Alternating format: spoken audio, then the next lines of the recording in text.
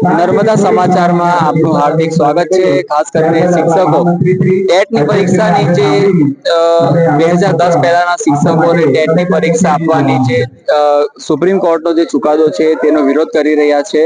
આપણી સાથે એક શિક્ષક છે, એમની સાથે વાત કરીએ। આ બાબતે વિસ્તૃત જે આપણા દર્શક મિત્રો છે એમને સમજણ પડે કે ખરેખર મુદ્દો શું છે અને શા માટે શિક્ષકો વિરોધ કરી રહ્યા છે, તે પૂરેપૂરી માહિતી સાચી જાય એ પ્રકારે આપણે શિક્ષક જોડે વાત કરીશું। જી સર, આપનું શું નામ છે? મારું નામ જયદીપસિંહ ગોયલ છે। હું પ્રાથમિક શાળા ગોપાલપુરામાં નોકરી કરું છું। સર, ખાસ કરીને જે 2010 પહેલાના શિક્ષકોને ટેટની પરીક્ષા આપવા માટેનું જે હુકમ કરવામાં આવ્યું છે માનનીય સુપ્રીમ કોર્ટ દ્વારા, તો શા માટે શિક્ષકો તેનો વિરોધ કરી રહ્યા છે અને આ એક્ઝામ આપવાનું ફરજિયાત શા માટે કરવામાં આવ્યું છે, થોડું વિસ્તૃત થોડી માહિતી આપશો?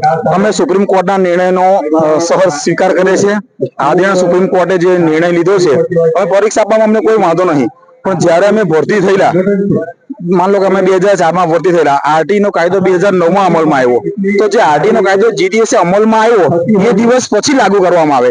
આ તો તે દિવસ 2009 પહેલાના શિક્ષકોમાં લાગુ કરીને આ લોકો જે પરીક્ષા લે છે, તો એનો અમારો વિરોધ છે કે અમે જે તે વખતે યોગ્યતા પાસ કરીને જ નોકરીમાં લેવાયેલા, તો આજે બંધારણના આર્ટિકલ 16ના અમને ઉલ્લંઘન થયું લાગે છે અને ચાલુ નોકરીમાં આવી કોઈ પરીક્ષા અમારી ના હોઈ શકે, કારણ કે જે તે વખતે સરકારે અમને લીધા હતા તે વખતે બધી તમામ પ્રકારની શૈક્ષણિક લાયકાત યોગ્યતા બધું પાસ કરીને જ અમને લીધા હતા।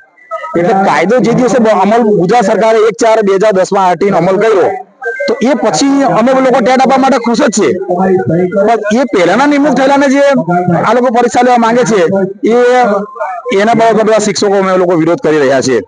ખાસ કરીને એક વાર માની લઈએ કે સુપ્રીમ કોર્ટે ચુકાદો આપ્યો કે ટેટ આપી દેવી જોઈએ, તો ટેટ આપવામાં શું મુશ્કેલી સામનો શિક્ષકોને કરવો પડે?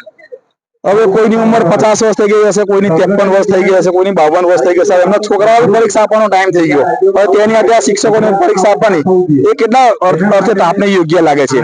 બીજી વસ્તુ કે એવી તો દરેક સંવર્ગમાં પરીક્ષા લેવી જોઈએ। માન લો કે કોઈ માણસ પીએસઆઈ બન્યો, કે કોઈ પોલીસ બન્યો હોય, કે કોઈ આઈએએસ બન્યો, કે કોઈ આઈપીએસ બન્યો હોય, તો તેમને એવું કહે કે હમણાં તમારે 1600 મીટર દોડવાનું છે। જે જ્યારે પોલીસમાં ભરતી થયા હોય તો ગ્રાઉન્ડ ટેસ્ટ પાસ કરીને ત્યાં આજે 52 કે 53 વર્ષે એમને કે તમારે ગ્રાઉન્ડ ટેસ્ટ પાસ કરવાનો છે, તો પાસ કરી શકે? દોડતા દોડતા એમને એટેક આવે ને મરી જાય, એટલે શક્ય નહીં। આજે માન લો કે આપણા કોઈ કલેક્ટર સાહેબ હોય, માન્ય કલેક્ટર સાહેબ, હવે એને હમણાં એવું કહે તમે યુપીએસસી આપો, તો એ કેટલા ટકા યોગ્ય અને પાસ બી ના થઈ શકે, કારણ કે તે વખતેનું એજ્યુકેશન અલગ હતું, આ વખતે થોડું અલગ છે। એટલે અને કાયદો જનરલી એવું હોય છે ભારત દેશમાં બંધારણમાં કે કાયદો જે દિવસે બને તે દિવસથી લાગુ કરાય। માન લો આરટી નો કાયદો 2009માં બન્યો, ગુજરાત સરકાર એને 2010માં સ્વીકાર્યો, જમ્મુ કાશ્મીર લગભગ 2018માં સ્વીકાર્યો, એ સિવાયના બધા રાજ્યોએ 2010માં સ્વીકાર્યો।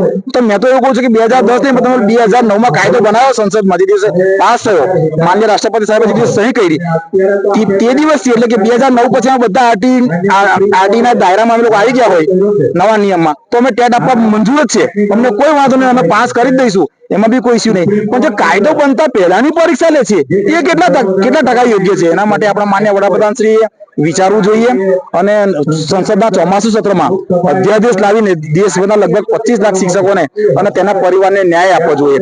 લોકશાહીમાં એવું હોય છે કે ભાઈ લોકો કે તો બધાએ માનવું પડે, તો લોકશાહીમાં અમે લોકો આ માંગણી કરીએ છીએ કે ભાઈ દેશમાં અધ્યાદેશ લાવે સંસદમાં ચોમાસુ સત્રમાં બંને ગૃહમાં અને એને પાસ કરાવે અને આ શિક્ષકોને આ ટેટમાંથી મુક્તિ આપે, એવી મારી માંગણી છે।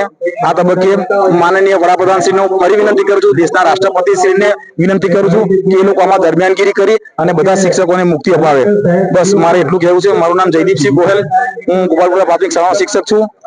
આભાર। ભારત માતા કી જય। વંદે માતરમ। તો ખાસ કરીને જે શિક્ષકોની માંગણી છે, તો શિક્ષકો એવું જણાઈ રહ્યા છે કે જે તે ટાઈમે તેઓ શિક્ષક તરીકે ભરતી થયા તે વખતે જે એલિજિબિલિટી એમની હોવી જોઈએ તે પૂરતા પ્રમાણમાં તેઓ જે પ્રસ્થાપિત કરીને જ શિક્ષક બન્યા છે, તો વારંવાર આ રીતે ટેસ્ટ આપવાની શા માટે? વધુ અપડેટ્સ માટે અમારી યુટ્યુબ ચેનલ નર્મદા સમાચારને જોતા રહો। આ સમાચાર તમને સારા લાગ્યા હોય તો એને શેર કરો અને અમારા પેજને ફોલો કરો।